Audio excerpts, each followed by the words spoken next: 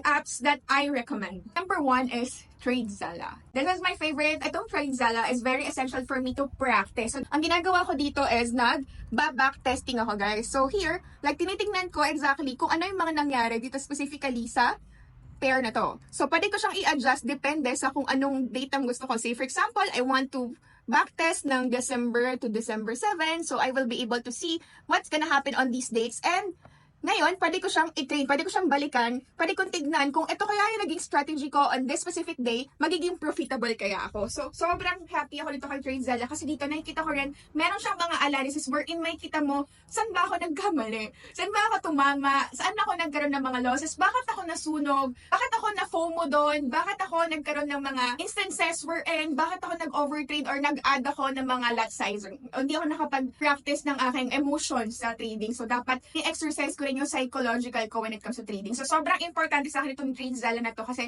sobrang dito ako nagpa-practice at the same time, dito ko rin namomonitor lahat ng mga trades ko. Not just syempre sa practicing but also sa actual. Another favorite application that I normally use is the TradingView. So, itong TradingView, dito naman sobrang importante sa akin ito kasi sobrang essential na mga nagagamit ko dito ng mga indicators. So, normally ang ginagamit ko dito mga indicators is yung mga Lux Algo. So, sobrang favorite ko rin dito, syempre yung meron tayong smart money concept dito wherein nakikita ko na kung nasan yung mga order block, kung nasan yung mga FVG, wherein matutulungan niya ako mas mapadali kung paano mas-spot saan yung mga areas na pwede akong pumasok or lumabas na sa trading, diba? So, sobrang important sa dito. Ang pinakamaganda pa dito, mabilis, walang latency, and of course, nakakapag-analyze at nakakapag-backtest din ako dito.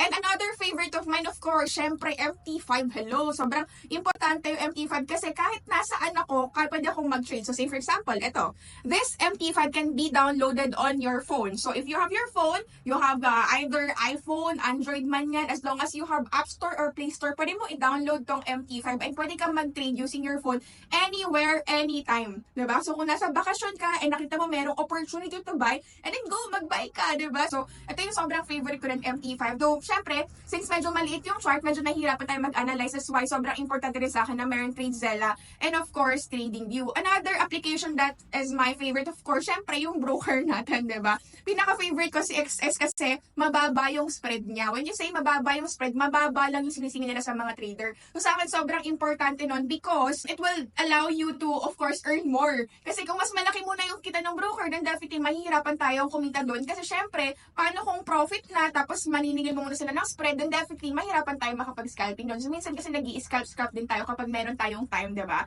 So yun, sobrang importante sa akin ng broker na heavily regulated din talaga. And syempre, support talaga. So maganda yung support ng broker nila. So, sobrang favorite ko yung XS.com. So, yun yung apat na pinaka-favorite kong application sa trading.